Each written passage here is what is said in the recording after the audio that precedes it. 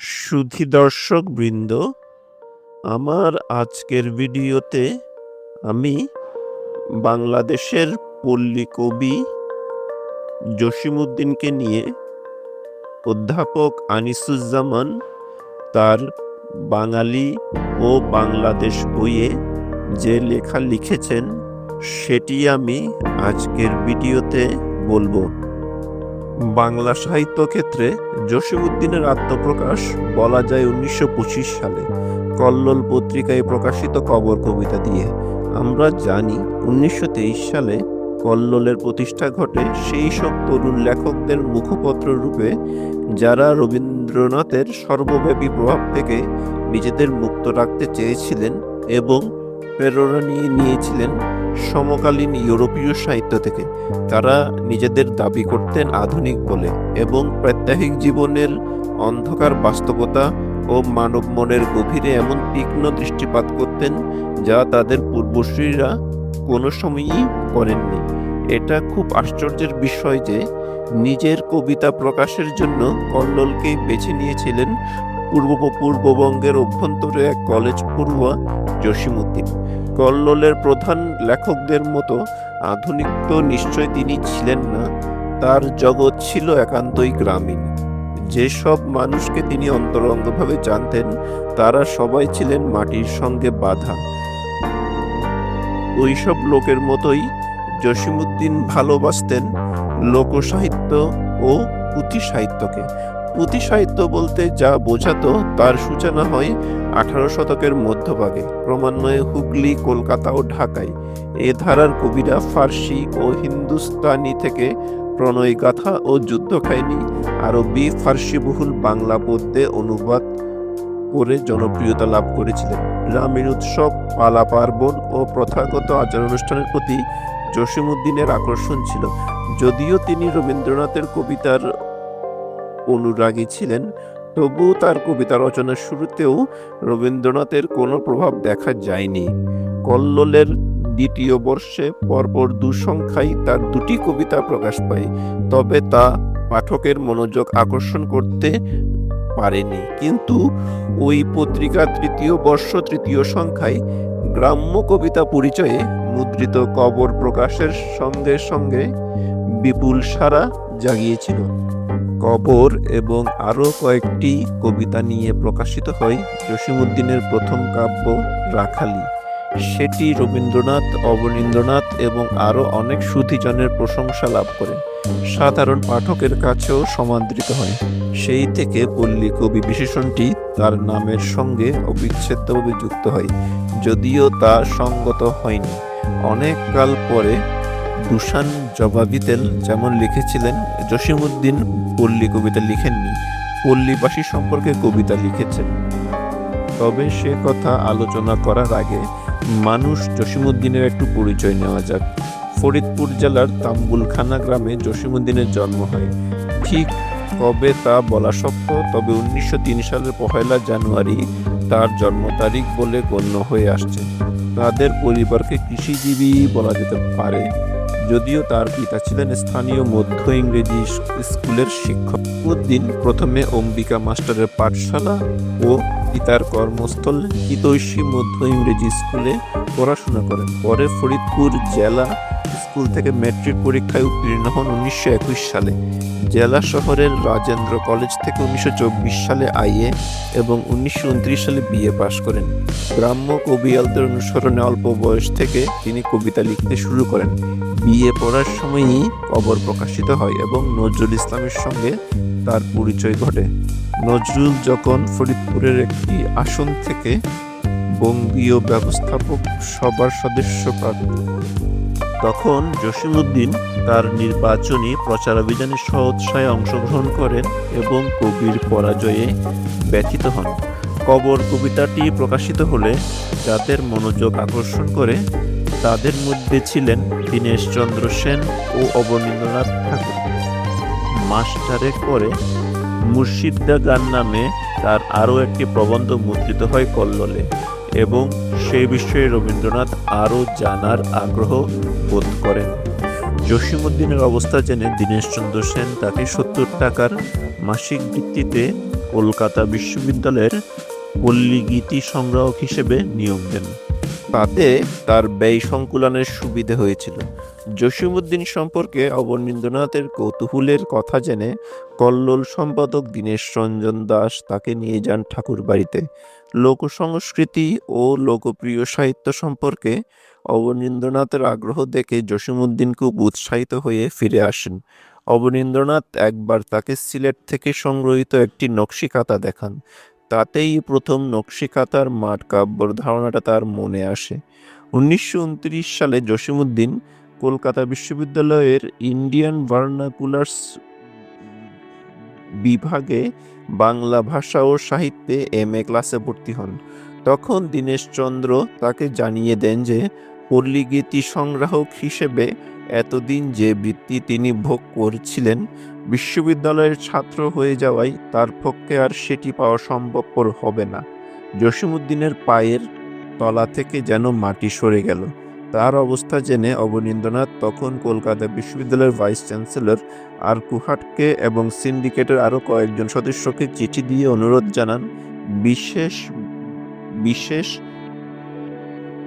বিবেচনায় জসীমউদ্দীনের বৃত্তি বহাল রাখতে। কর্তৃপক্ষ সেই অনুরোধ রক্ষা করেছিলেন। অবনীন্দ্রনাথের দৌহিত্র মোহনলাল গঙ্গোপাধ্যায়ের সূত্রে জসীমউদ্দীন যান রবীন্দ্রনাথের সঙ্গে সাক্ষাৎ করতে এবং তার অশেষ স্নেহ লাভ করেন। 1931 সালে তিনি MA পাশ করেন এবং রবীন্দ্রনাথের সুপারিশের জোরে 1932 সালে কলকাতা বিশ্ববিদ্যালয়ে রামতনু লাহিড়ী গবেষকের পদে এবং 1938 সালে ঢাকা বিশ্ববিদ্যালয়ের বাংলা বিভাগে লেকচারার পদে নিযুক্ত হন।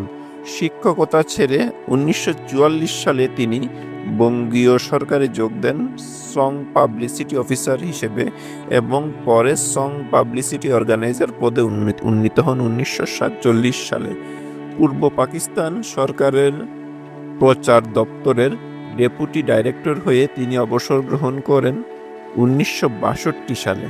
নানা দিক দিয়ে জসীমউদ্দীন ছিলেন সরল মানুষ, তবে অকপট ও ঋজুও। পাকিস্তানের প্রথম শিক্ষামন্ত্রী ফজলুর রহমানের সঙ্গে তার ঘনিষ্ঠতা ছিল। ঢাকায় মন্ত্রীর বাসভবনে বসেই ছোটখাটো এই সরকারি কর্মকর্তা তার মুখের উপর বলেছিলেন যে আরবি হরফে বাংলা লেখা প্রবর্তনের যে চেষ্টা তিনি করছেন তা জাতির জন্য ক্ষতিকর হবে। জসীমউদ্দীনের অসাম্প্রদায়িক চেতনা বরাবরই প্রবল ছিল। 1950 সালে সাম্প্রদায়িক দাঙ্গার সময়ে বরিশালের আগরপুর হিন্দু সম্প্রদায়কে রক্ষা করতে গিয়ে নিহত মুসলিম লীগের কর্মী আলতাফ উদ্দিনের স্মরণে তিনি তখনই এক মর্মস্পর্শী কবিতা রচনা করেন। তার আত্মস্মৃতি জীবনকথা 1964 তিনি উৎসর্গ করেছিলেন সে বছরের সাম্প্রদায়িক দাঙ্গার সময়ে হিন্দু পরিবারকে রক্ষা করতে গিয়ে প্রাণদানকারী আমির হোসেন চৌধুরী ও জিন্নাত আলী মাস্টারকে। আর সেদিন যারা নিজেদের জীবনকে ক্ষতিগ্রস্ত করেও দেশ থেকে সাম্প্রদায়িক হাঙ্গামা দূর করেছিলেন ওই সকল ব্যক্তি সকলকে। 1967 সালে কেন্দ্রীয় তথ্যমন্ত্রী পাকিস্তানের জাতীয় পরিষদকে জানান যে দেশের আদর্শের সঙ্গে অসঙ্গতিপূর্ণ হওয়ার কারণে বেতার ও টেলিভিশন থেকে রবীন্দ্রসঙ্গীতের প্রচার ক্রমশ হ্রাস করার নির্দেশ দেওয়া হয়েছে। এই খবর প্রচারিত হওয়ার সঙ্গে সঙ্গে পূর্ব বাংলায় প্রতিবাদের যে ঝড় উঠে, জসীমউদ্দীন তাতে গুরুত্বপূর্ণ ভূমিকা পালন করেন। 1969 সালে সরকারের ইঙ্গিতে ঢাকা বিশ্ববিদ্যালয়ে বাংলা বর্ণমালা ও বানান সংস্কারের উদ্যোগ গ্রহণ করলে আরও অনেকের মতো জসীমউদ্দীনও তার তীব্র প্রতিবাদ করেন। তিনি তখন একথাও যোগ করেছিলেন যে সীমান্তের উভয় দিকের পণ্ডিতদের মতৈক্যের ভিত্তিতেই কেবল এ ধরনের সংস্কার করা যেতে পারে। তখনকার দিনে এমন কথা বলা ছিল অসীম সাহসিকতার পরিচারক। 1971 সালে বঙ্গবন্ধুর আহ্বানে অসহযোগ আন্দোলন শুরু হলে শিল্পী সাহিত্যিকদের সঙ্গে তিনিও রাজপথে নেমেছিলেন।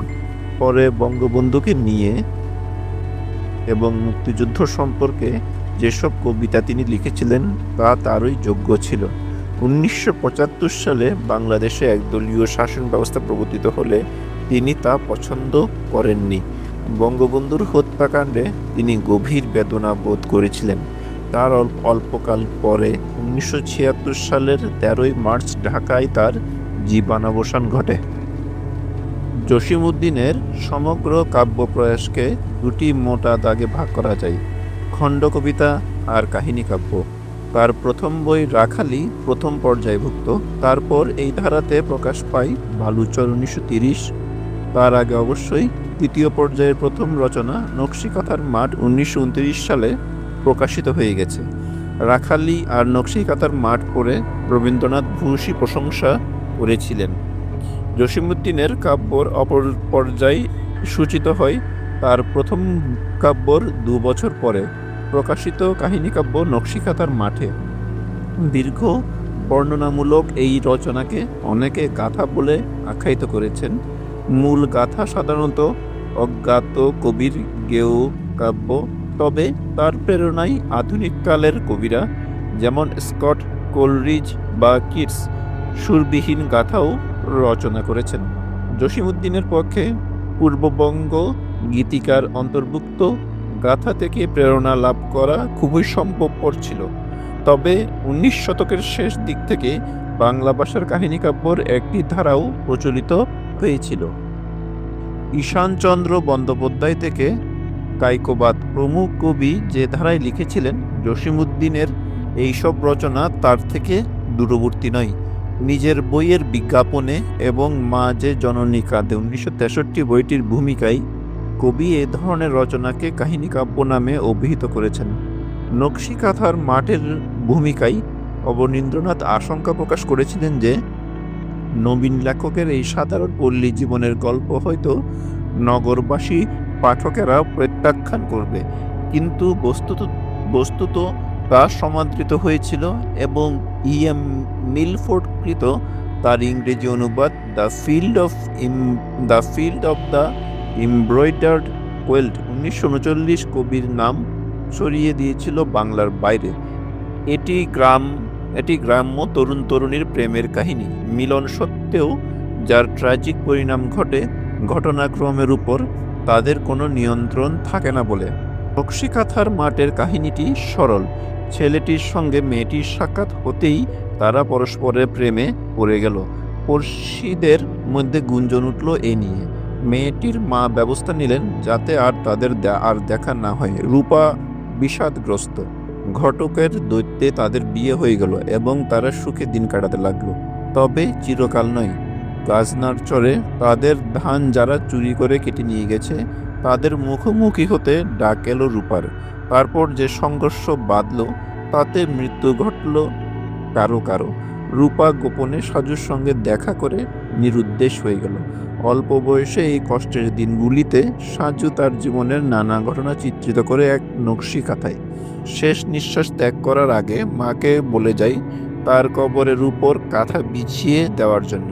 অনেক দিন পরে রোগপাণ্ডুর রূপা যখন ফিরে আসে তখন সেও এই কাঁথাটি গায়ে জড়িয়ে সাজুর সমাধিতেই মৃত্যুবরণ করে।